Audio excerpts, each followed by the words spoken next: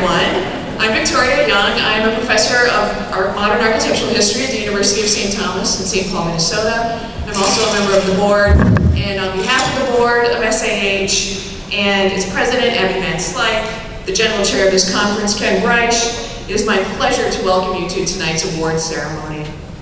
Tonight we gather to celebrate recent achievements in scholarship and publication about the built environment. We will also honor incredible contributions to our field by 4 people who will be inducted as SAH Fellows. Rounding out our program will be this year's plenary address, to be delivered by past SAH President Diane Harris. I encourage you all to sit back and enjoy our evening's events. The Society is fortunate to offer significant travel funds for graduate students who deliver papers at the annual conference. These awards help ensure participation by a broad spectrum of outstanding scholars in the early years of their training. Here are the winners of this year's awards supporting graduate student travel to this annual meeting. And as our chapter liaison on the national board, I'm particularly pleased that our SAH chapters offer travel funds for students to attend the annual meeting to give papers, network, and get to know the organization better. Thanks to the chapters for their support, and a very special welcome to all the graduate students in the audience this evening.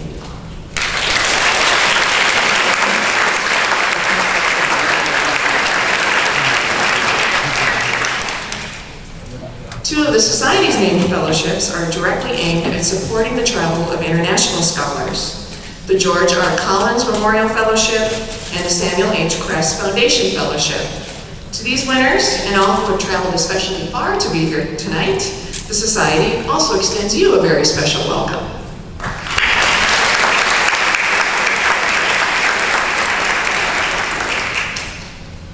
Other fellowships help fund the representation of new scholarship in specific fields at the annual meeting. The Keepers Preservation Education Fund Fellowship supports the attendance of a graduate student in historic preservation.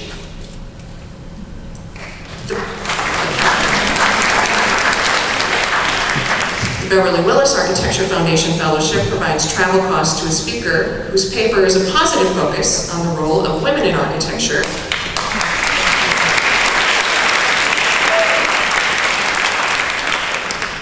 The Scott Opler Endowment provides awards for graduate students and emerging scholars in the field of architectural history. The winners of these prizes are listed here. Congratulations.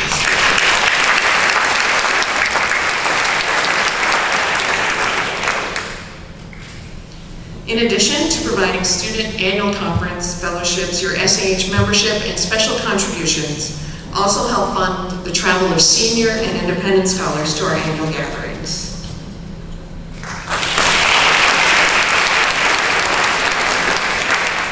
In total tonight, the SAH is presenting 26 travel fellowships to speakers from 23 countries.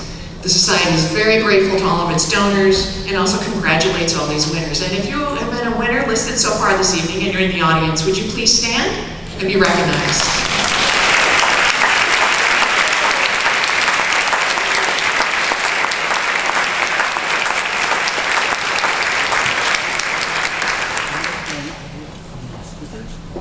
Tonight, the Society is also awarding 3 research fellowships to outstanding graduate students and 1 to a senior scholar.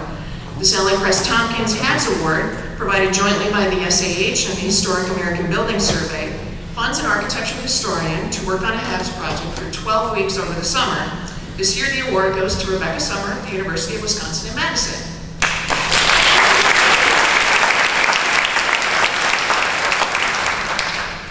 The Adelia and Francois Auguste de Montequin Fellowship provides support for travel related to research on Spanish, Portuguese, or Ibero-American architecture. The winner of this year's Junior Scholar Fellowship is Ronald Lewowski of York University, and our Senior Scholar recipient is Blair Anderson of the University of North Carolina, Chapel Hill.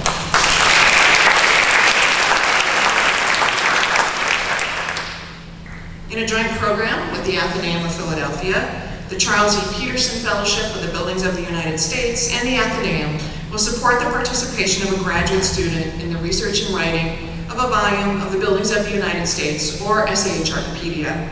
The award this year goes to Kayla Hallberg from the University of South Carolina.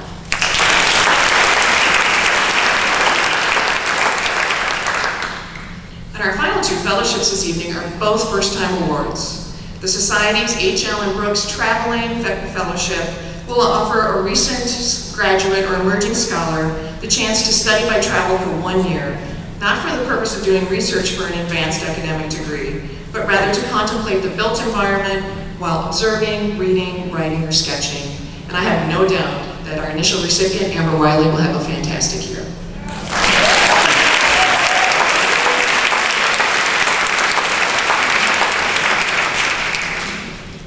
The inaugural SAH Mellon Awards were made possible by a 3-year grant from the Andrew W. Mellon Foundation.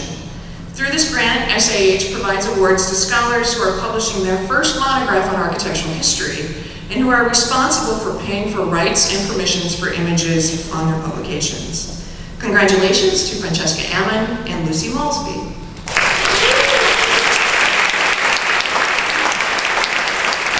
And if you've been in this list and you're in the room, would you please stand and be recognized?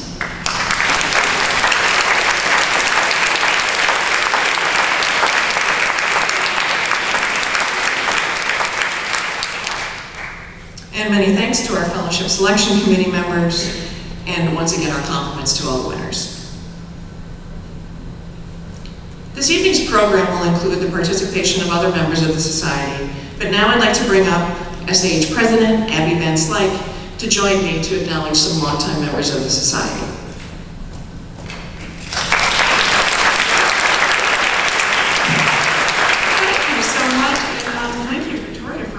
So well organized this evening. It's really lovely to see so many people in the audience tonight. It's my great pleasure to actually acknowledge the names of, first of all, of this amazing list of people who have been members of SAH for 50 years. I think that is enough to make you a historic building, but Stanley Abercrombie, Andrew Alpern, Stanford Anderson, Rand Carter, Nancy Cook, James Garvin, Donald Hoffman, Harold Coleman, Dean Owens, Daniel Reif, Robert Reddick, Charles Savage, Melvin Sklarva, Jeffrey Steele, and Daniel Ziembo. And we acknowledge their work.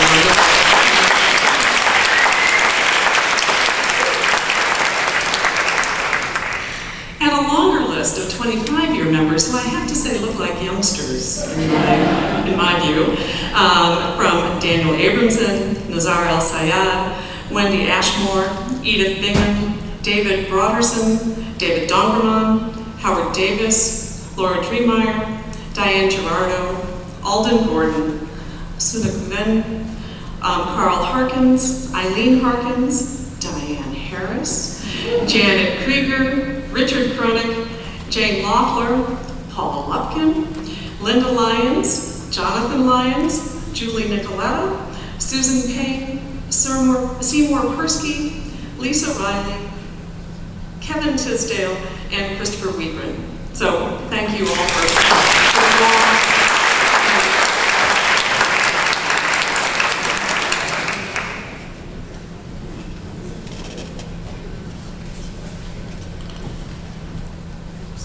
You know, Abby, I think we're going to miss you. I'm pretty sure about that. And we're so indebted to all the hard work that you've done for the Society over the past couple of years. And you've been so energetic and gregarious and hardworking. And it's been a real pleasure to watch you run this organization. So thank you very much.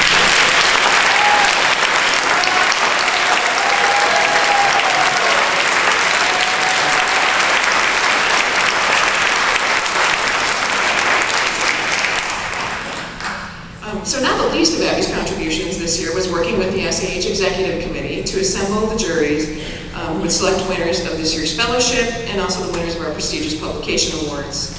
For each award, an excerpt of the citation about the winner will be read. Our winners will then be invited to the stage. So let's meet them, shall we? To announce the winner of the JSAH Founders Award, which is presented for the best article published in the preceding 2 years in the Society's Journal by an emerging scholar, I give you Committee Chair Martha McNamara.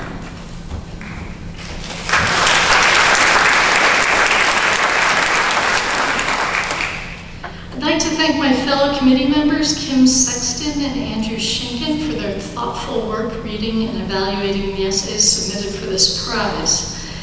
And it is my pleasure to present the Founders Award to Susan Johnson Rare for her essay, Centering the Charbagh, the Mughal Garden as Design Module for the Jaipur City Plan. Susan Johnson Rare's article, Centering the Charbagh, overturns the long-accepted understanding of a Hindu ruler's design for his capital city as a Hindu Vedic mandala writ large.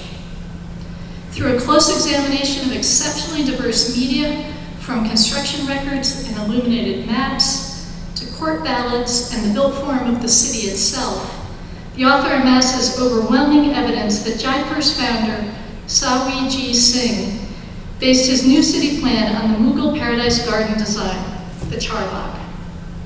She demonstrates that the interpretation of the plan's origins as Hindu reflected a British imperial historiography that drew sharp distinctions between Hindu and Muslim cultural production. Further, she argues that this characterization has blinded not only scholars, but also 20th century architects to the innovative ruler's intellectual heterogeneity. Professor Johnson Rare's insightful research extends the sovereign's enthusiasm for pursuits like promoting Islamic astronomical observatories and translating Arabic works into Sanskrit to the history of urban form and landscape architecture. Most important, she reveals that the traditional interpretation of the city's history mirrors the contemporary political situation. It is either Hindu or it is Muslim. It cannot be both, she writes. By recovering the diversity of the city's intellectual and cultural origins, Professor Johnson Rare provides an effective counter-narrative to the persistent assertion that Jaipur must choose sides. Susan, please join me on the stage, and let's give her a round of applause.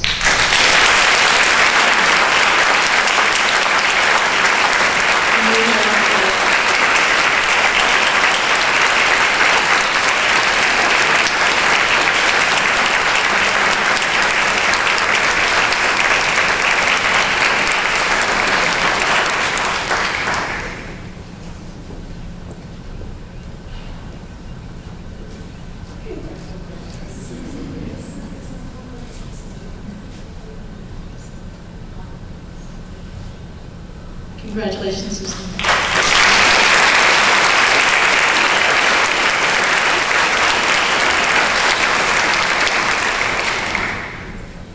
The 5 book awards will be announced next in alphabetical order. The first prize is the Antoinette Forrester Downing Award, presented by the Society for the Outstanding Publication devoted to historical issues in the preservation field. To announce this winner, here is Committee Chair Kim Holland.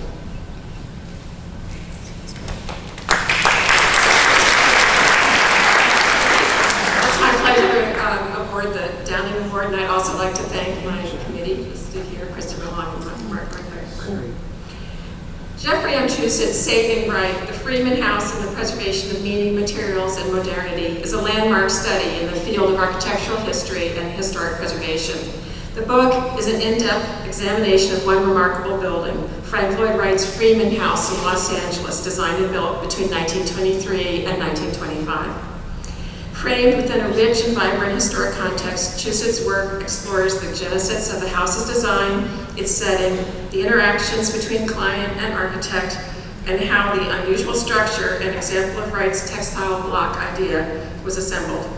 His text also details how the house was occupied and how it changed over time, and chronicles in impressive detail the efforts to save and preserve it. This multi-layered documentation and interpretation combines elements of cultural, social, and architectural history with a sophisticated understanding of the problems inherent in preserving early modernist buildings. Chusit's lively writing and his attention to the smallest elements of the house and its history set this study apart and make it a model for future books in historic preservation. Jeffrey, come on down.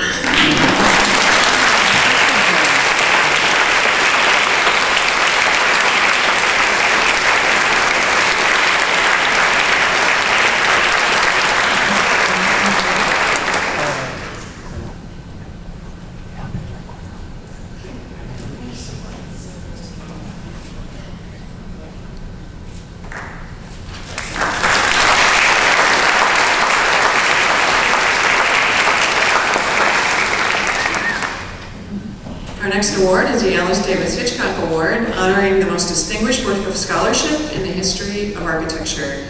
Greg Castillo, committee chair, will reveal this year's winner.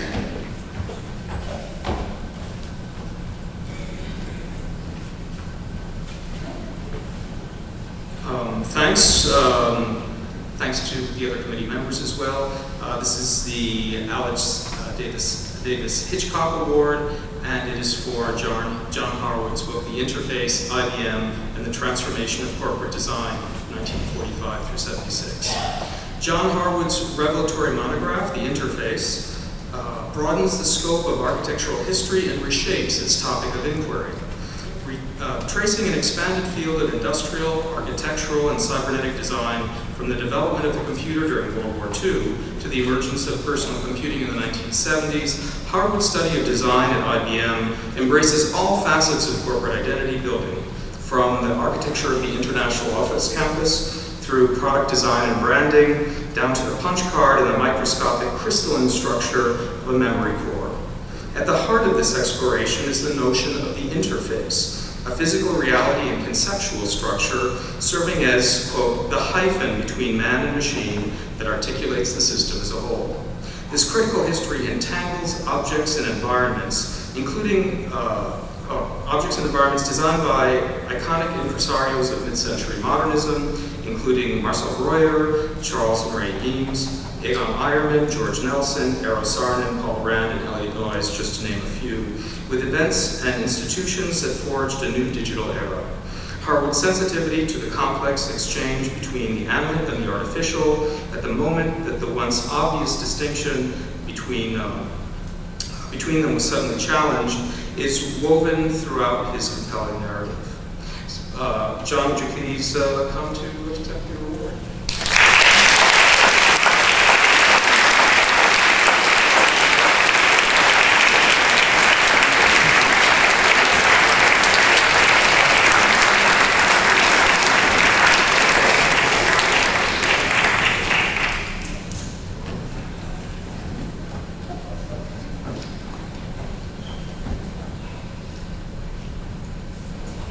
Next prize is the Philip Johnson Award, presented by the SAH for excellence in published exhibition catalogs. To announce the winner is Committee Chair Michelangelo Sabatino.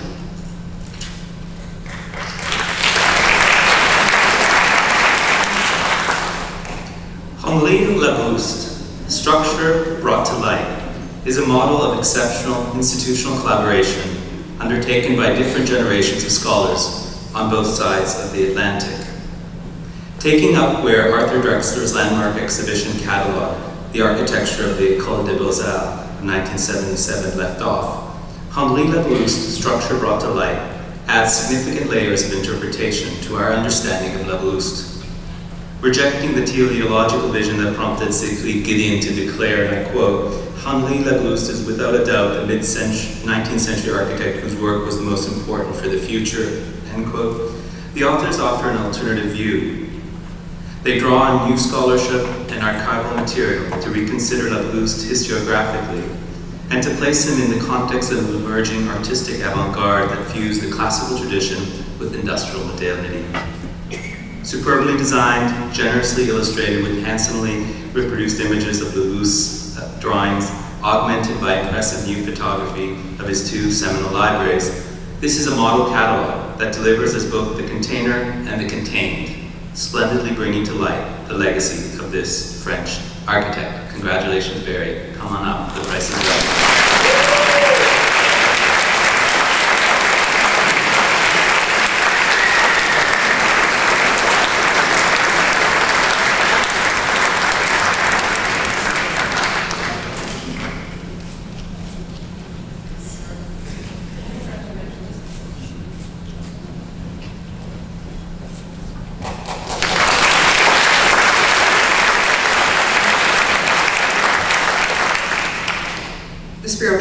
Award honors scholarship making the greatest contribution to our understanding of urbanism and its relationship to architecture. To announce this year's winner, please welcome again Greg Castillo, Costas former research assistant, filling in for our committee. Thank you. With the transatlantic collapse of urban renewal, post-war urbanism from New York to Berlin, Christopher Clement gives us a narrative of the troubled fortunes of urban renewal, from idealistic origins and in the exertions of Siam to the rise of the planners in the 1950s, through a troubled and protracted demise 20 years later. In succinct and lively prose, he gathers the diverse strands of planning politics, from advocacy planning and grassroots activism to slum clearance and gentrification. He recounts a professional divide that abided between technocracy and aestheticism in the 1950s that evolved into a parallel opposition between social planning and urban design in the 60s and 70s. His overarching framework is the social and the political context of urban renewal. It's a book largely about politics. Within this structure, diverse initiatives, actors, and projects from the UK, Germany, the US, and Canada take their place and reveal their historical commonalities. Finally, the book exerts its influence by turning our thoughts to the contemporary city and inviting us to ponder what might yet be possible, as did those early planners and activists. For this, for its important subject and comprehensive approach, for a compelling narrative girded by careful research, Transatlantic Collapse is altogether a worthy and fitting recipient of the Spiro Kostoff Award. Will you please come, Christopher, and accept your award?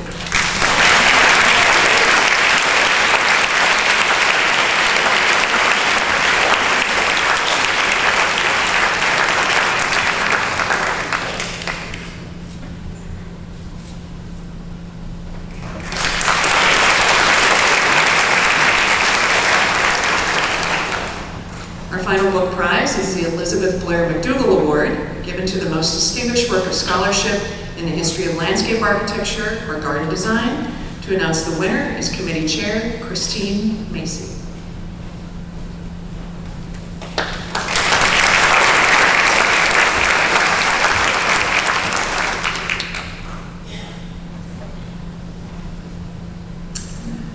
This year's winner of the Elisabeth Blair MacDougall Award is Louise Mozingo for her superb book, Pastoral Capitalism, A History of Suburban Corporate Landscapes. And I'd like to thank committee members Arne Ellenen and Tessa Way for participating in this. Is this okay? This groundbreaking book takes as its subject the office landscapes designed for corporate America, arguing for their critical importance not only to the historiography of American landscape architecture, but also to the development of the contemporary urban landscape in the United States and more broadly. A landscape architect by training, Louise Mozingo understands the essential role of design in constructing corporate identity and promoting it. Her innovative history charts the emergence of a new type of landscape created to support the professionally managed corporation. She calls this the suburban corporate landscape, and she situates it in relation to the gardens of great houses and the fields of industry. While architectural historians have looked at corporate complexes and their influence on the layout of business and office environments, in this narrative, landscape serves as a central focus. The literature drawn upon goes beyond the standard histories of suburbia, giving considerable attention to recent interpretations and assessments. Focusing on a few emblematic projects that were widely copied for the way they encapsulated a new kind of workplace, Mozingo argues that these landscapes represented an emerging corporate culture and helped to shape the post-war suburban landscapes that have endured to today. Pastoral Capitalism, A History of Suburban Corporate Landscapes, is essential reading for any scholar interested in corporate landscapes or suburbs, and it will undoubtedly influence future histories of the landscape architectural profession. Louise Mozingo, would you please step up and receive your award?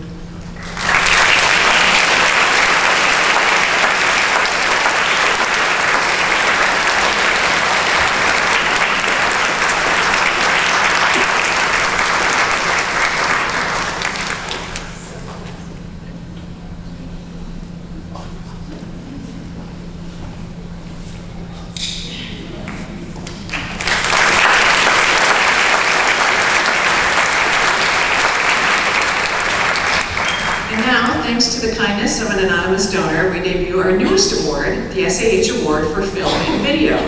The prize will recognize annually the most distinguished international work of film or video devoted to the history of the built environment.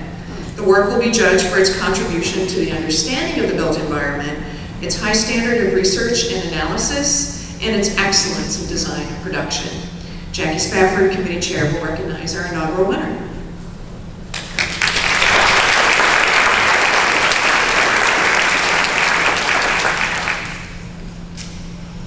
The SAH Award for Film and Video is presented to Alicia Namies and Benjamin Murray for their film Unfinished Spaces. Their film takes us back to the birth of Cuba's national art schools in 1961, a time when post-revolution Cuba was full of promise and devoted to supporting the arts. The complex of schools was conceived by Fidel Castro and Che Guevara, who immediately chose 3 architects and a site. The building designs were radical, tapping into multiple influences, and were rapidly inhabited by budding musicians, dancers, visual artists, and actors. However, changes in Cuba's political relations and overall climate interfered with completion, and the past 50 years have included the near abandonment and rediscovery of the complex. Unfinished Spaces presents a concise history of 20th century Cuba through the lens of this fascinating subject. Through the filmmaker's use of rich archival and contemporary texts, film, and still images, we meet the school's architects then and now and watch the intriguing and frustrating journey they take. The selection committee was impressed with the coverage and treatment of this worthwhile subject and unanimously agreed on Unfinished Spaces as the first recipient of this new award. It encompasses everything the award founder and the committee hoped to see in their selection. The filmmakers could not be here this evening, so we accept this award on their behalf.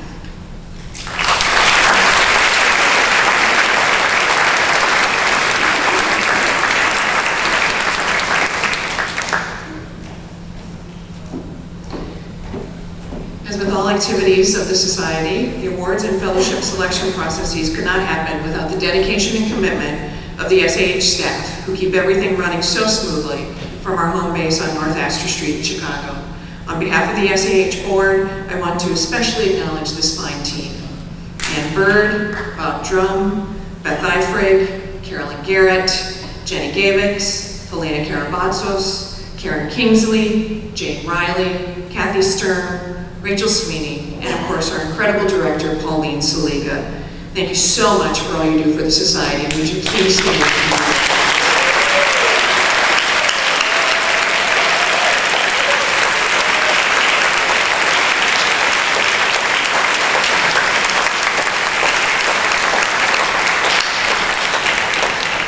It's now my pleasure to turn the podium back over to Abby, who will announce the newest fellows of the Society. Thank you very much. In 1998, the Society of Architectural Historians created the honorific category of SAH Fellow to honor individuals who've distinguished themselves by a lifetime of significant contributions to the field.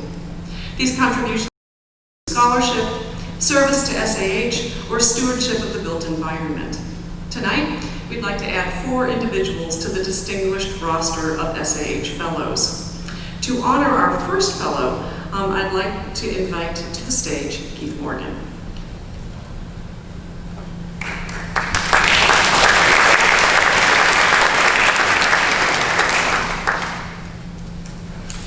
A pioneer among women in our field, Naomi Miller has been a prolific author and an important friend of the Society of Architectural Historians for many years. She received her BS degree from the City College of New York, MA in Art History from Columbia, and MA and PhD from the Institute of Fine Arts at New York University.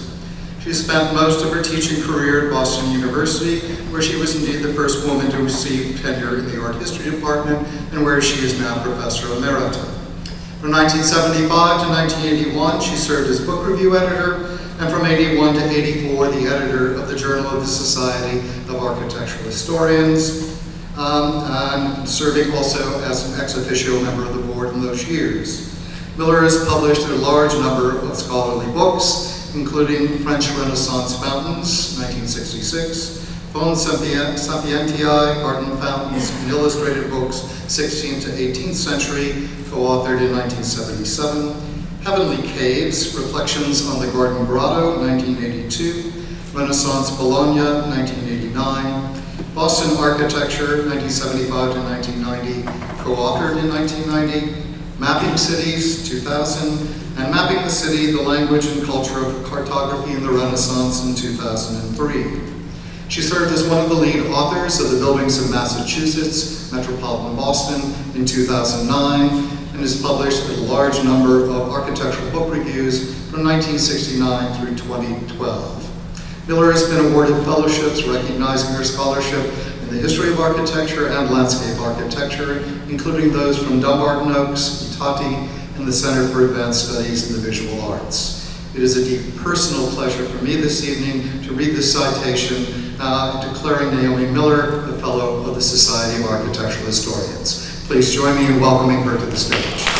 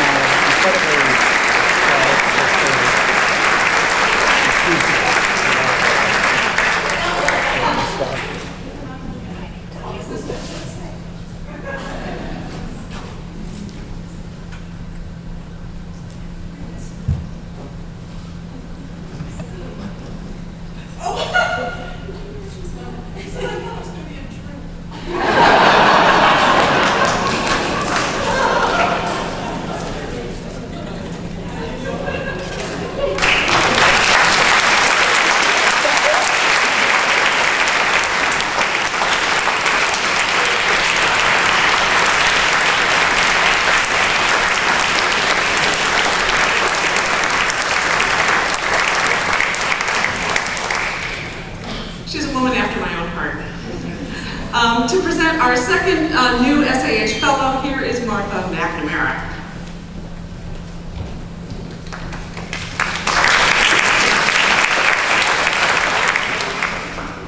It is my great honor to present Robert B. Reddick as a Fellow of the Society of Architectural Historians.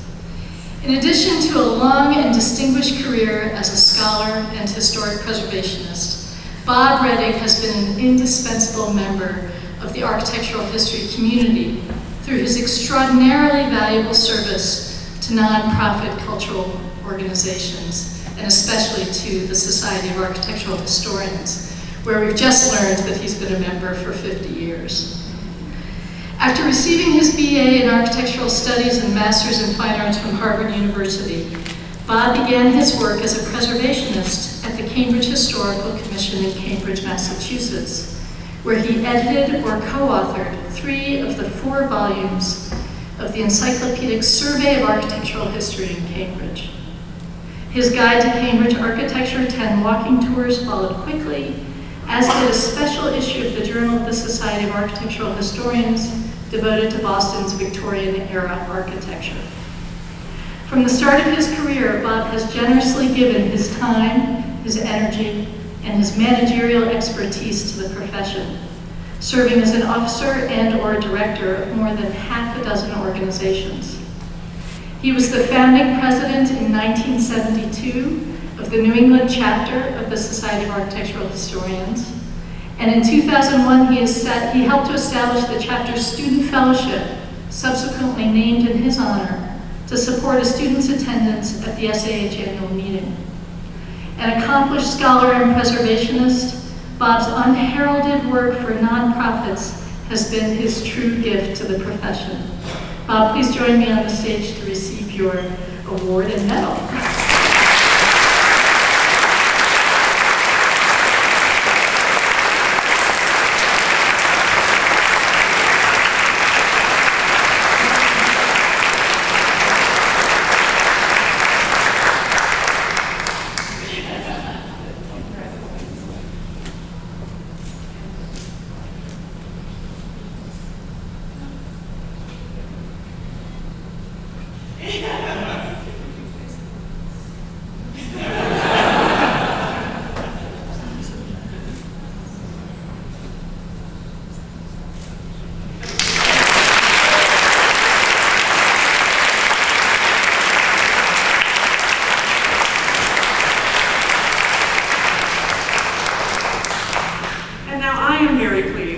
Present our third inductee this evening, Del Upton. A pioneer in the field of vernacular architecture, Del Upton transformed architectural history. by expanding our sense of the sites that deserve attention, and significantly, by introducing sophisticated interpretive strategies that help those sites speak. An inspiring teacher, he has directed the dissertations of 30 scholars, the first of whom stands proudly before you now. Given that his former students currently bring an Uptonian perspective to their work on 4 continents, Dell has had a substantial influence on the practice of architectural history worldwide. A voracious intellect and generous spirit, he has long encouraged his students to tackle topics anywhere in the world. In the process, he has expanded his own horizons far beyond his initial groundbreaking work on colonial Virginia, becoming an early advocate for global histories of architecture. His publications have garnered many awards, notably the Alice Davis Hitchcock Award for Holy Things and Profane and the Spiro Kostoff Award for Another City. Closely associated with the Vernacular Architecture Forum, especially as founding editor of the Vernacular Architecture newsletter and its exhaustive bibliography, Dell has also served the SAH frequently and well.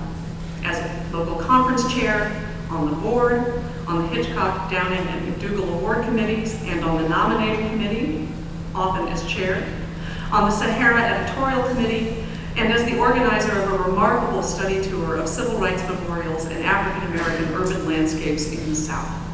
In all these ways, Dell Upton has earned the honor of being named a Fellow of the Society. Dell?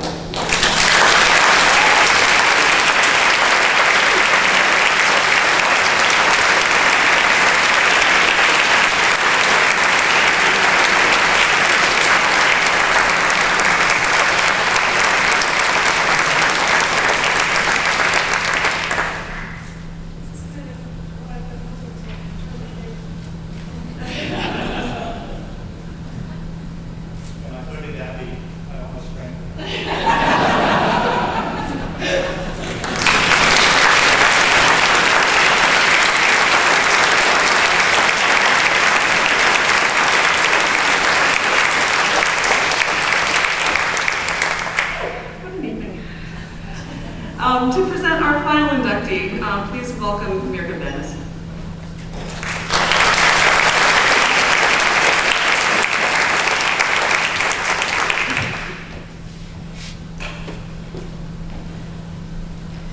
I am deeply moved and honored to present Patricia Waddy to you as an SH Fellow.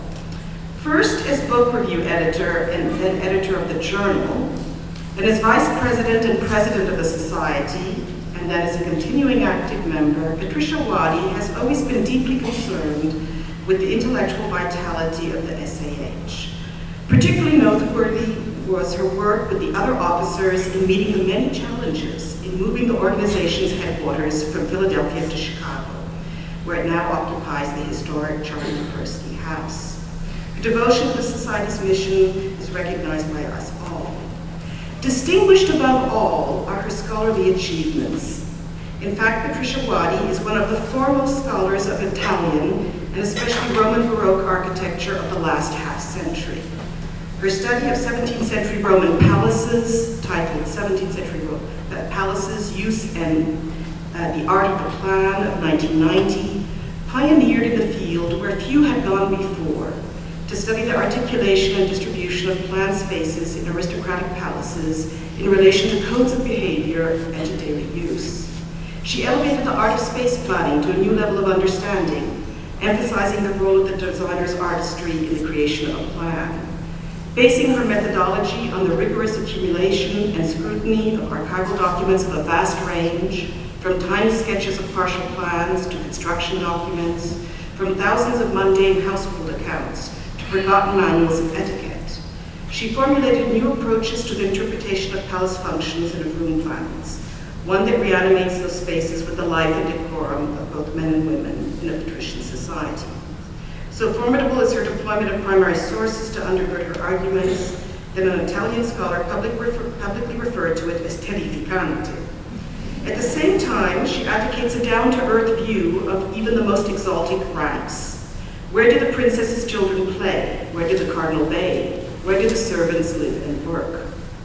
These contributions to the highest level of scholarly research on Roman Baroque architecture were made over 40 years' time, during which scores of younger scholars in the next generation were profoundly influenced by Wadi's work and the field which she opened to them. Her PhD dissertation of 1973, Palazzo Barberini, Early Proposals, done at the Institute of Fine Arts, New York University, resulted right away in an SH Award-winning article of 1976 in the journal, The Design and the Designers of Palazzo Barberini. With that, she restructured the research methodology for Roman architecture, which up to that time had been focused on single-grade architects such as Bernini or Borromini, to include a range of designers of all stripes and levels, and to show that designs were consultative and gradually cumulative works, rather than brilliant strokes of genius alone. With our students, we read time and again her book and her many articles, and she will continue to influence profoundly generations to come. In fact, we are all eager at the edge of our seats asking, what will Patti Wadi bring next to the field of Roman Baroque architecture? Patti, deeply moved, will you please come forward and receive your award?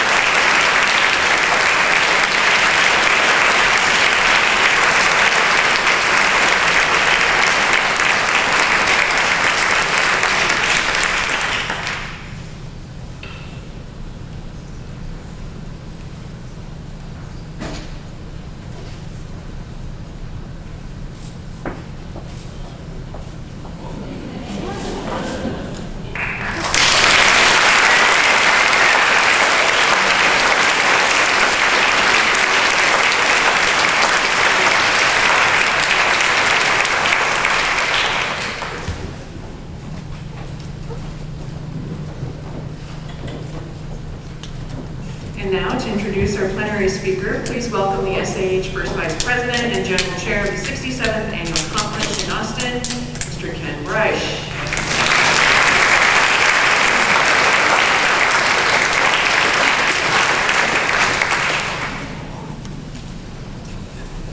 Thank you so much, Victoria. What a great evening. And I'm very honored to be able to introduce this evening's plenary speaker. However, not to embarrass either you or Abby, I think you perhaps overlooked one of the most important recognitions of the evening, which is the 2014 Society of Architectural Historians recognition for 6 years and more of service to the Society of Architectural Historians, which this evening goes to Abigail Van Slyke.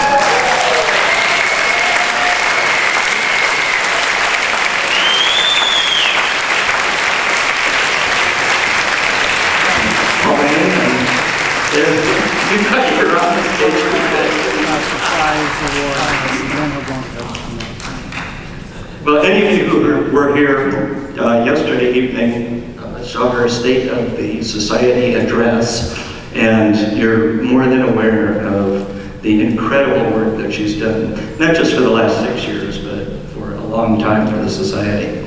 So I don't need to repeat that. We want to get on to the plenary speaker, but Ken Oshima, soon to be first vice president, and our wonderful executive director, Pauline Saliga, are up here to give Abby her award.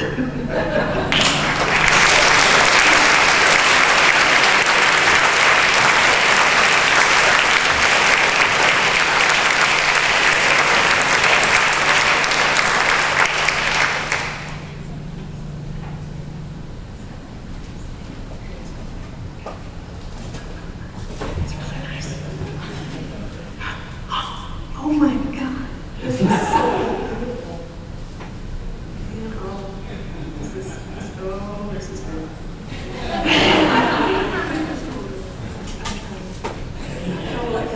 Get this way.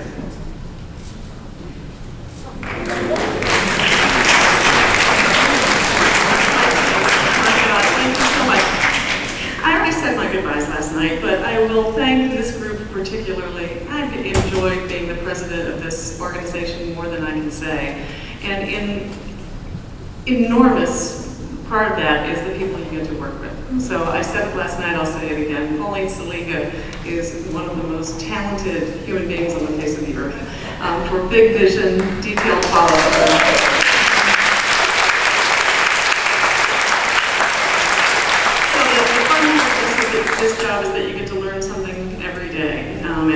really fantastic. And then, of course, you get to play around with the Kens. And so that's also been just a sheer pleasure, and it's so easy to step down knowing that the society is going to pass into such good hands and such great leaders coming up behind us. So thank you all.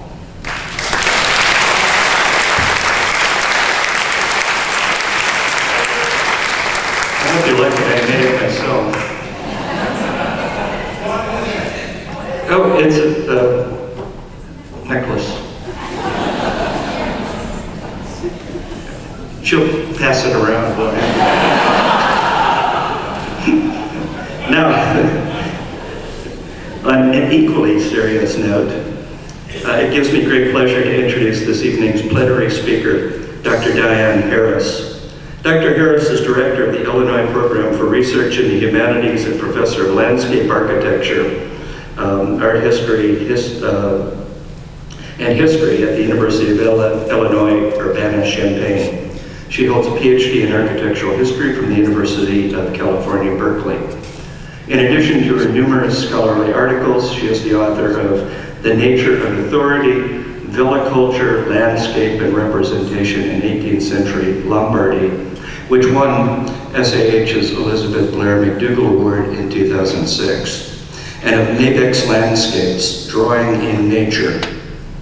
Her most recent book, Little White Houses, How the Post-War Home Constructed Race in America, was published last year by the University of Minnesota Press. Diane Harris is also the editor of a multidisciplinary volume entitled Second Suburb, Levittown, Pennsylvania, has co-edited volumes on the villas and gardens in early modern Italy and France, and Sights Unseen, Landscape and Vision. As you all well know, Professor Harris is a past president of the Society of Architectural Historians, for whom she also served as editor-in-chief of Sahara. She currently serves as chair of the advisory board for the Temple Hoyt-Buell Center for the Study of American Architecture at Columbia University, and is the recipient of the 2006 Iris Foundation Award from the Bard Graduate Center in New York for outstanding scholarly contributions in the history of art, decorative arts, and cultural history. In January 2014, Dr. Harris received a $3 million grant from the Andrew W. Mellon Foundation to create the Humanities Without Walls, a consortium of humanities centers at 15 research extensive universities throughout the Midwest and beyond, an unprecedented experiment in cross-institutional collaboration in the humanities and arts. Diane Harris's work and scholarship, as you've just heard, has a broad temporal and geographic reach, spanning from 18th century Lombardy to the post-war United States. But it's united by her constant interest in the relationship between the built environment and the construction of racial and class identities, or race, or space and race.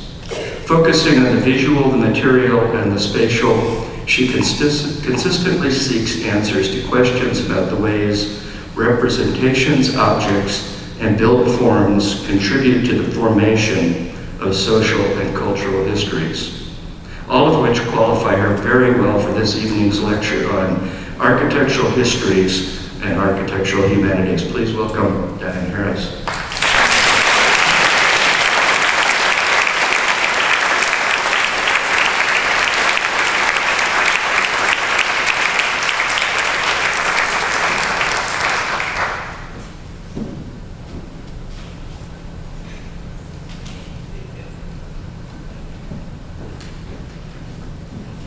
Good evening. Congratulations to all the winners tonight and to the new SAH Fellows. It's an incredible honor and pleasure for me to be here speaking with you tonight, to be here with my people. So thank you for having me here. In June of this past year, the American Academy of Arts and Sciences released a report that is or should by now be well known to many of you. The Heart of the Matter, the Humanities and Social Sciences for a Vibrant, Competitive, and Secure Nation.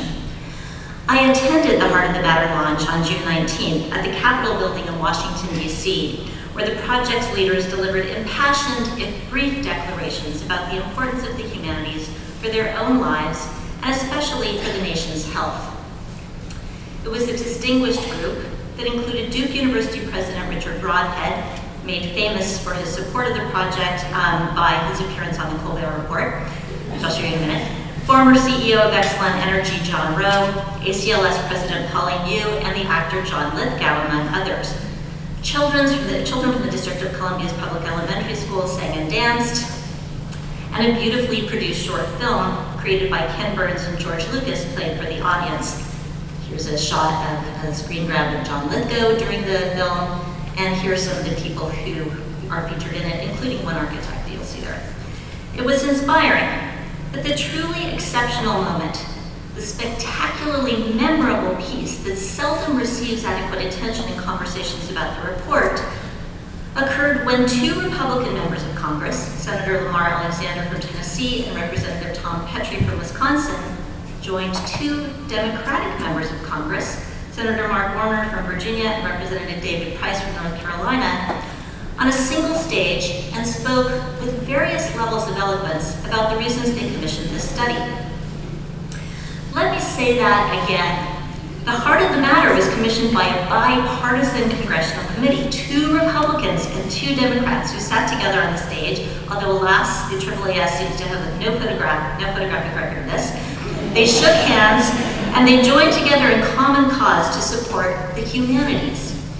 Seeing them take the stage together was in many respects the most impressive thing about the entire project, because their appearance at the launch coincided with congressional proposals to either drastically cut the NEH budget by nearly 50% or to entirely eliminate NEH and NEA as federal programs. And of course, that bipartisan handshake predated by only a few months the government shutdown that would occur in October and appears even more extraordinary in its aftermath. So the report's appearance generated significant buzz in both the national and higher education press, lots of it negative, much of it cynical. Indeed, it's not a perfect document, but the report successfully brought public attention back to the humanities in some important and widely seen venues. The New York Times, repeatedly and often to my dismay through the pen of David Brooks and others who share his rather narrow and conservative view of our endeavor, but also through Broadhead's appearance, on the Colbert Report, where you're about to see them do the fist bump here, where he held his own while engaging in witty banter about the humanities, and in conversations that continue around the country at universities and in public venues like the Chicago Humanities Summit that took place in early January of this year. It stimulated and continues to stimulate conversations about our national commitment to the humanities and arts. Despite the sometimes loud and inflammatory publicity generated by right-wing politicians and journalists who seek to blame various modes of scholarship and the application of theories related to questions of race, class, and gender for the imagined demise or crisis in public education and the humanities, the bipartisan committee that commissioned the report demonstrated that such views are those of an anti-intellectual few and not of the many. The report is out there, it's widely circulated, it's waiting for our consideration, and more importantly, for our action. It's my belief that the report has fulfilled some very important objectives, or at least it's done some consequential work in its rather brief public life. I should note at the outset that despite the abundant discourse about crisis in the humanities, I can't see much point in those debates, which are largely cynical in nature. This is not a moment for cynicism, which I increasingly regard as ethically indefensible. Instead, this is a time for taking action, for making changes, for speaking out, and for staking new or renewed claims to a public life for the humanities. And the report provides at least one set of approaches for doing just that. So how should or might we as architectural historians regard this report? How can we use it as a way to critically assess the work we're doing as scholars and even the work we do together here, gathered as members of a learned society that is near and dear to our hearts? What kind of report card can we give ourselves in consideration of our own work to sustain a vibrant life of the humanities as global citizens? How are we doing at this moment if we assess our practices as individual scholars who study the history of the built environment and as a group of humanists gathered here together in this room? The heart of the matter, it seems to me, aims to provide a roadmap and a measuring device for the collective actions we might take as scholars and as members of a learned society to think anew about the ways in which we might better exploit the built environment's centrality in everyday life for the creation of a new conception of our work in the expanded field of the public humanities. Like many of you, I've watched our field change and grow in exciting ways over just the roughly 25 years in which I've been an SAH member. I wasn't exactly sure. But for all our growth, for all the exciting ways in which architectural history has become a complex, varied, and intellectually rewarding field, many of our colleagues across the humanities retain a somewhat antiquated understanding of our endeavor. Even our colleagues in history departments, scholars with whom we should share many intellectual and methodological affinities, frequently regard our work as relatively unchanged from its shape in the 19th century. And this image, by the way, is the first thing viewers see when they look at Wikipedia's entry on the history of architecture.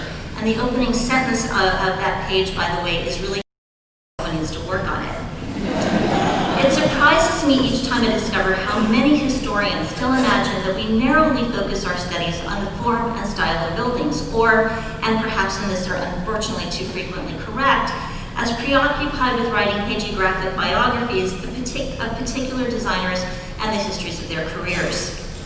If we're having trouble reaching some of our most closely affiliated university colleagues, we're surely facing some challenges in our efforts to engage the public in a more sophisticated, sustained, and robust set of dialogues. We have so much more to offer the humanities and the interested general public than we're currently understood to offer. If architectural historians are frequently among the first to discover new methods and approaches to historical inquiry that are of signal importance, we're often the last to be acknowledged for those discoveries. And this is important not as a matter of credit where credit is due, which would be nice, but of intellectual engagement. If our work is not as visible as it could or should be to our university peers and to members of the public, it seems also not to have been much on the minds of the authors who produced the Heart of the Matter report. The word architecture appears only on page 50 of the report, and they say, quote, public art, architecture projects, and discussion groups strengthen communities and enhance local economies. They included architecture because they saw it offering, quote, an opportunity for lifelong education, a kind of everyday embodied encounter with the humanities and arts, which it does. The words architectural history never appear, nor does art history. History in the broad rubric of the arts are included, but committee member and Duke University President Richard Broadhead did specifically mention architecture as among the most public and visible components of the humanities in an address he delivered in Chicago at a dinner just prior to the January Humanities Summit, and really how could one not do so when speaking from a podium in Chicago. So although we might like to imagine the architectural historian as lurking in the unarticulated shadows of the report, we're not actually present. Buildings are imagined as central, but our significance as scholars who study and interpret the built environment is absent. If buildings are central, but the central role of those who study them remains either an assumption or an oversight, how might we consider this report's recommendations and how might they matter for our fields? Well, the report essentially offers recommendations to advance three goals, and you see them here: to educate Americans in the knowledge, skills, and understanding they'll need to thrive in a 21st century democracy, to foster a society that is innovative, competitive, and strong, and to equip a nation for leadership in an interconnected world. The roughly 60 pages of the printed report include a further set of recommendations for achieving those goals, but I'd like to focus on just a few that may be of greatest relevance to us here tonight. Engaging the public, communicating the importance of research to the public, and they emphasize the importance of K-12 engagement for this, and encouraging all disciplines to address grand challenges. The language used to articulate these goals makes clear the report's intentions to link the production of future good citizens to assuring the strength of the arts, humanities, and social sciences in the United States. If we agree that the goals of the report are important to the health of us all as human beings, even if we might have somewhat less sympathy for the rather unsophisticated and even rather antiquated nationalist rhetoric of citizenship that's engaged in the report with its waving American flag on the cover, then how might we as architectural historians advance those goals?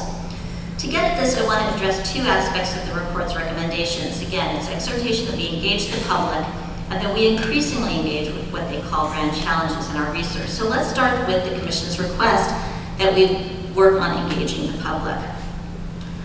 On a most basic and self-interested level, we must certainly do this if we want federal support for NEH and NEA to continue, along with anything else we do that relies on taxpayer support, like work as humanists in large public universities, which many of us do. The simple fact is that taxpayers have to better understand what we do and how it matters, and we should spend more time thinking about how to engage that tax-paying public. As the report states, we have to, quote, connect with them to make the funding case. If scholars in the broad humanistic disciplines expect the public to be more financially supportive, they must make the case for the public value of their work much more effectively than they have in recent years. Everything scholars do to connect with the broader public advances their case for support, and everything they neglect to do weakens that case. Top scholars should embrace the chance to connect with the larger community and help appeal the interest of their subjects and the power of their analyses.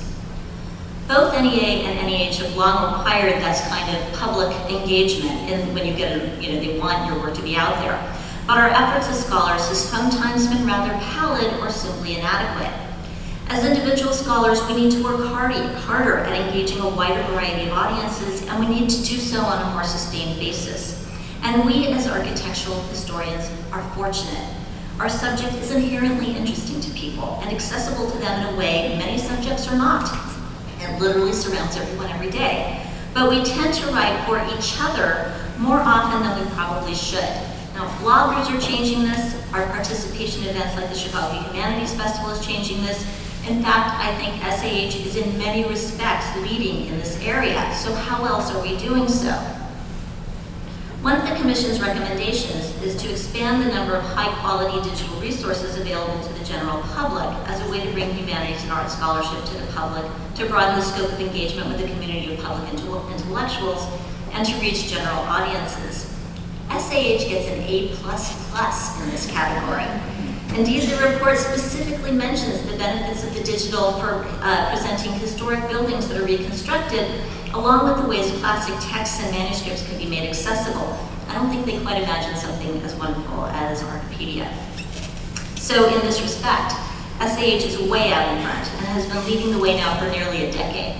And SAH Archipedia is especially laudable, and I want to especially mention here the hard work of everybody on that team, Pauline and Gabrielle Esperdy and Karen Kingsley and the UVA Press and all the amazing people who've been working on it. And it holds tremendous potential to expand our work to an even broader public audience. It's already doing so. Abby cited some of these statistics last night, but the Archipedia site is averaging now about 1,000 visitors per day and nearly 30,000 visits per month. Just this past March, and the usage statistics are climbing dramatically over the course of the last year. 90% of those users now come from within the United States, but it's also being accessed by users from 29 other countries. So this, it seems to me, is an astonishingly successful example of work in the public humanities, and one that has tremendous potential to grow and change and expand in that realm. The JSAH is another interesting example. It's a scholarly journal. It's intended for an audience of specialists. But our journal has already changed significantly over the past decade in both its content and format, and it will continue to do so. The JSAH Online was accessed by more than 2.7 million viewers in the past 3.5 years from readers in every country on the planet. And circulation statistics, these are things we couldn't even imagine a decade ago. Those statistics will likely shift again, according to the demands of open access and the legislation attendant to open access. But open annotation is also going to change the ways the public engages with the scholarship produced in our journal and other online publications. Whether we like it or not, new and increasingly sophisticated forms of commentary will be available to all open web content, where anyone can annotate our scholarship directly, in place, on the open web. To many, this is an unsettling prospect, but it is nevertheless inevitable. We can't stop it. Are we not then better off inviting it into our world?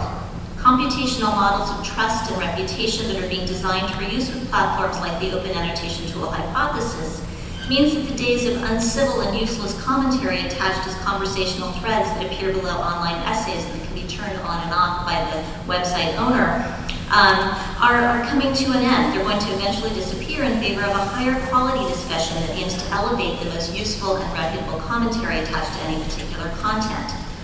Our readers will be talking to us. They'll be arguing with us, contributing their knowledge to our work in ways we had not previously imagined. This is scary. This is also good. We would do well to welcome this as early adopters, considering the public nature of our subject matter. Rather than rejecting this technology, we might instead consider inviting the discussion that open annotation permits into our scholarly lives, and as authors, we might also consider ourselves moderators of future online conversations with the capability to lead debates and shape a new realm of public discourse about the built environment with potentially enormous audiences. Having our work on the open web where anyone can read it has the potential to change our field more than almost anything else we might do. It will expand the audience for our work exponentially, and new forms of publication are now emerging that will permit this model to exist within the framework of the university library, which is increasingly becoming a publisher, and the university press. It also has the potential to create serious financial hardship for the SAH and many other smaller learner societies. There may well be a cost then to learned societies that is attached to the greater levels of public engagement called for in the report. More on that in a moment. We can, of course, think of many other SAH initiatives that are bringing forms of our scholarship into the public realm. The increasingly active SAH blog under the editorial stewardship of Kostas Karellis, for example, seems to be attracting an ever-widening audience of readers from a range of fields with over 19,000 page visits this year. The SAH Twitter account has now more than 1,000 followers. And SAH has been generating K-12 lesson plans that are now integrated into the Archipedia website, where you can find lesson plans on complicated subjects like Civil Rights Memorial in Mississippi, I believe generated in part by one of our fellows tonight, by clicking on teacher resources on the free Archipedia site. And our community outreach in annual conference cities has dramatically increased since the New Orleans meeting in 2011. This is all truly laudable work, of which we can and should be very proud. And yet, there's much to be done, despite the successes I just cited. These high-quality digital products are just one very specific form of the kind of public engagement we must seek, a form that relies on particular modes of content access and on imagined forms of content uptake and intellectual engagement. What remains for us to ask is how else we might engage the public in dialogues about our work, how else we might expand not just access to the high-quality historical studies we share with each other here and in the books we publish, but how we might also expand the realm of sophistication, of expectation, of inquiry about the built environment at the public scale by continuing to expand our audience and their sense of the significance of our endeavor to their everyday lives. Clearly, our specialization is one of our finest achievements, but it's perhaps also our biggest problem. Architectural historians possess analytical skills that are not easily achieved and that lead us in specific research directions that can be highly intellectually productive. But that same specialization can, as we know, become so inwardly or narrowly focused that we lose the ability to reach the wider audiences with whom we might profitably engage, both within the university and without. Has our specialization become too extreme so that we're no longer the contributors we might be in various public and even in various academic disciplinary spheres?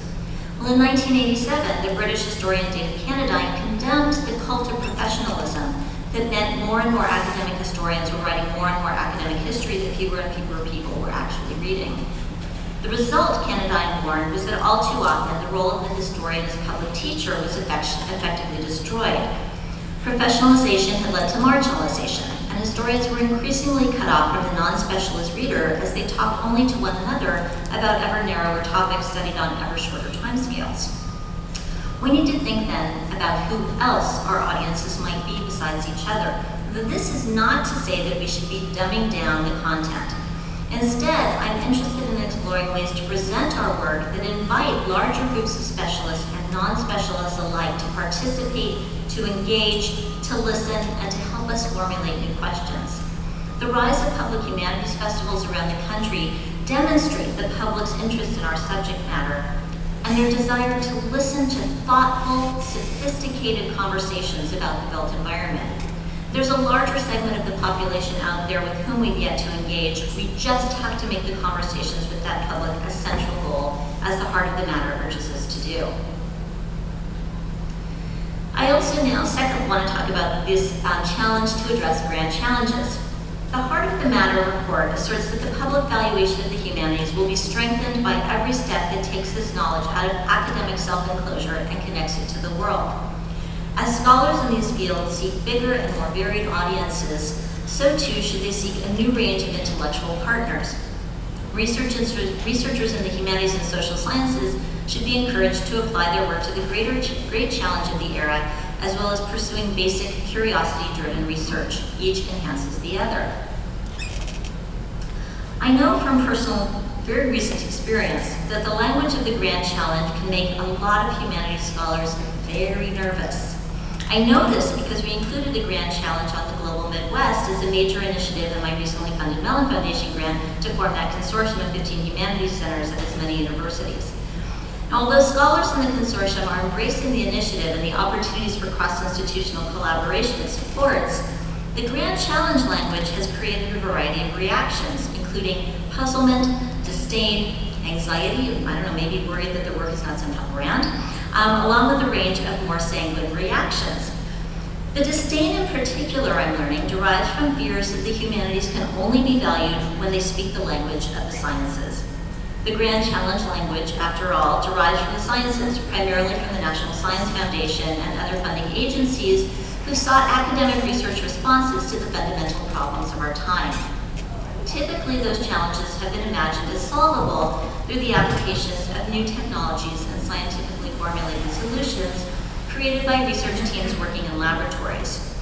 The White House's Office of Science and Technology Policy, for instance, defines grand challenges as ambitious but achievable goals that harness science, technology, and innovation to solve important national or global problems, and that can have the potential to capture the public's imagination.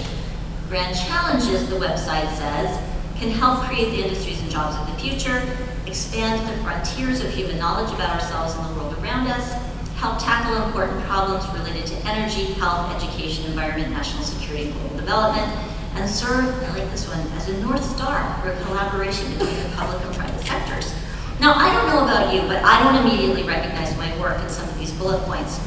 Creating the industries and jobs is just not part of the way I imagine my work's impact, nor I suspect does that resonate with many humanists.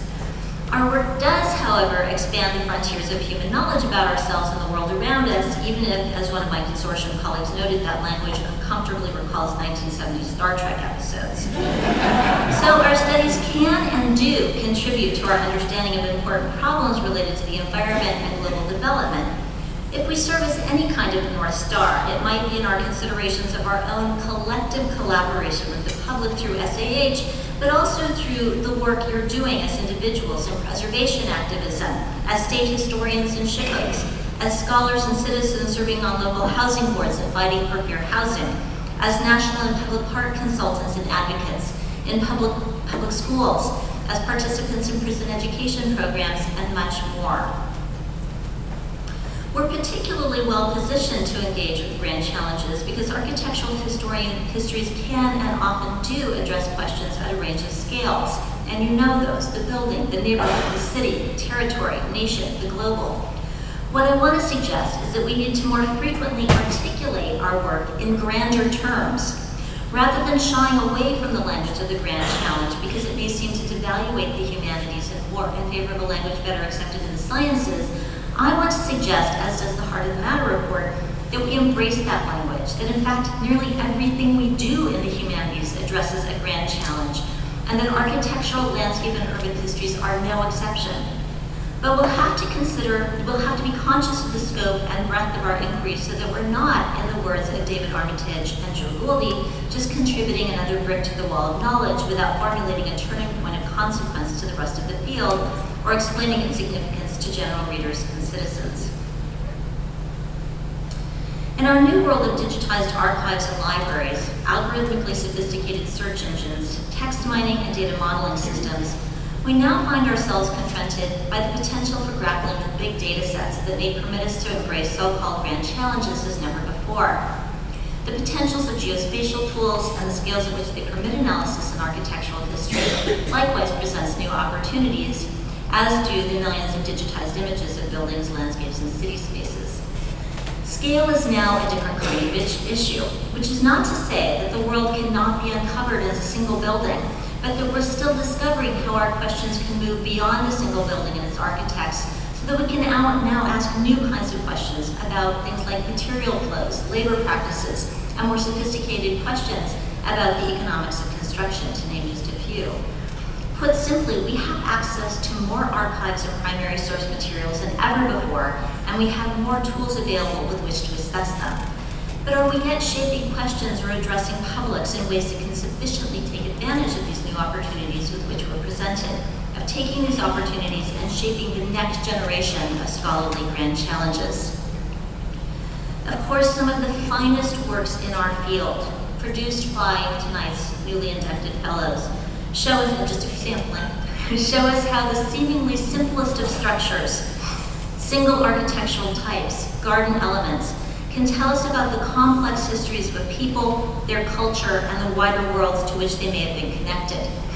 The issue is not necessarily one of scale then, but is perhaps, and again, more about how we formulate our questions and about how we tell our stories and for whom we imagine ourselves telling them. Must we always orient our work to a large audience or address such grand challenges? No, but there are stakes involved in this decision. There's no question in my mind that we bear some obligation to engage with the most pressing issues of our time, but it's equally clear to me that we can do so and that we've long been doing so in ways that are not immediately instrumental to those challenges and that are extremely important. In some respects, our field have led others. We've had to work with archaeological evidence and methods that stimulate engagement with broader time frames and scales. We've necessarily reckoned, at least to some extent, with climatological change and the Anthropocene, and we've led in the development of thinking about world histories from below. But we've done so quietly, often and self-consciously, and without outward engagement across the humanities. The themes of sort of neoliberalism, globalization, imperialism, these are the topics consuming our colleagues still in other humanities disciplines, and quite frankly, those avenues of inquiry are perhaps nearly spent. We may be learning about the same story told again in a new place because the place is not enough part of the story. It's equally clear to me that classicists, Byzantinists, medievalists, early modernists all contribute equally to these questions and the resulting conversations. But if we're afraid to claim our work as grand and challenging, if we shy away from that language, we do our scholarly endeavor an injustice. Finally, we might profitably also ask how doctoral education in our fields prepares future historians to address such questions. The heart of the matter does not explicitly take this up as a topic, but it's of great relevance for nearly everyone in this room. Our expectations for the dissertation are not yet significantly different than they've been for decades, but the pre- and postdoctoral landscape of our disciplines is shifting as it is for doctoral students across the humanities. As tenure-track jobs become increasingly scarce, and as so-called alt-ac careers become an increasing focus of graduate colleges nationwide, we may see the emergence of a greater number of scholars in architectural history who possess a PhD and who are seeking opportunities for the production of scholarship in the public realm. We're seeing a slight increase in public fellows programs and opportunities across the country, but the doctoral programs in which architectural, urban, and landscape historians are trained remain largely fixed to the same traditions and curricula by which they were governed in a previous era. How might we rethink the dissertation, for example, so that it can be better molded to suit various emerging opportunities in the public realm? What levels of public history work or public engagement would be acceptable in a dissertation? What kinds of questions might we accept that have not previously been seen as acceptable? What scope of time? What sorts of evidence? What sorts of new questions? What sorts of new products or analytical tools, which will almost certainly involve digital components? What forms of collaboration? How can we teach our students to engage in the production of public writing, public histories that are both full of rich historical detail and delightful to read, that open up conversations among broader audiences about the ways space matters in and to everyday life? These are the issues we need to address, and soon, to better prepare future architectural historians for a broader set of future prospects that will necessarily include the levels of public engagement demanded by the heart of the matter. Those students are also and always the future of our fields. We need to find ways to continue to invite people in, to engage diverse members of the public to join us in our curiosity about and study of the built environment, to make them part of our worlds. We have to do a better job as historians of demonstrating the power of the built environment to catalyze a reframing of public debates about the major issues of our time. Our histories can open spaces for public conversations that we invite, curate, and shape. Architectural critics have embraced this rather more quickly and robustly than we have done, and I would point to the Chicago Tribune's Blair as a model of someone who himself endeavors with his writing to, as he says, build a bridge between the public and the public realm, helping, as he puts it, to generate public conversation about our common destiny. To some extent, it might be helpful for us to reconsider Manfredo Tafuri's notions of the historian critic, particularly his insistence on the notion of architectural histories as frameworks and catalysts for public debate. Now, I'm not arguing for the destruction of the boundaries that delineate the work of critics and historians, but I am urging us as scholars to learn from the ways architectural critics manage increasingly, and through various new forms of media and the conversations they afford, to engage the wider public in a more sophisticated set of dialogues about the built environment. Finally, and importantly, given the shifting role of the learned society that I've alluded to above, ask not what your learned society can do for you, but ask instead what you can do to help raise the visibility of the work that is done within your learned society. We have to think about learned societies in new and fresh ways, and we have to understand them as a crucial part of a triad that includes the work of universities and individual scholars. That they are our working partners with potential for making scholarship publicly visible in ways that the university of the present surprisingly lacks. We're used to thinking about the payment of membership fees in exchange for specific sets of society services and privileges, but that model is rapidly shifting. For example, as open access begins to be the rule instead of the exception, our journals will no longer be tied to our membership, and while that erodes our present business model, it also means, as I noted earlier, that our scholarship will be on the open web, where people can actually read it. Our ways of gathering for intellectual exchange, more than the ones I've already told you about, our ways of gathering for intellectual exchange may also change away from the traditional conference format in the coming decades if a variety of economic shifts continue to hold sway in the academy, and if climate change makes the traditional conference model both environmentally irresponsible and locally untenable. So instead of thinking about membership fees as purchasing specific goods and services, we might instead consider them as the purchase of a certificate of commitment to the public good of our profession and of our realm of study. That membership in a society like SAH is a declaration of faith in and obligation to our collective responsibility to the advancement of a public branch of our intellectual work. That to be a member of the SAH of the future may be primarily about considerations related to the advancement of a publicly engaged scholarship that begins with K through 12 education, but does not end at universities, but that instead advances our work as a continuous effort to further sophisticated dialogues of public and private domains, and across the multiple and varied spaces in between. What we see when we use the heart of the matter as a measuring device is an SAH that has been quietly leading the way, perhaps too quietly, towards a greater engagement with the public and charting some paths for raising the visibility of the humanities through its digital projects. But for that work to become less quiet, and I believe it deserves to be both more well-known and more widely accessed even than it is yet today, we need to see that work as belonging to all of us, to everyone who is able to support it, engage in it, and produce more of it. A public architectural humanities has to become a priority. To be a participant in that emerging realm of the public humanities is for me an exciting prospect, one from which I may be poorly prepared, but for which I am entirely game. For me, that engagement is at the heart of the matter. Thank you.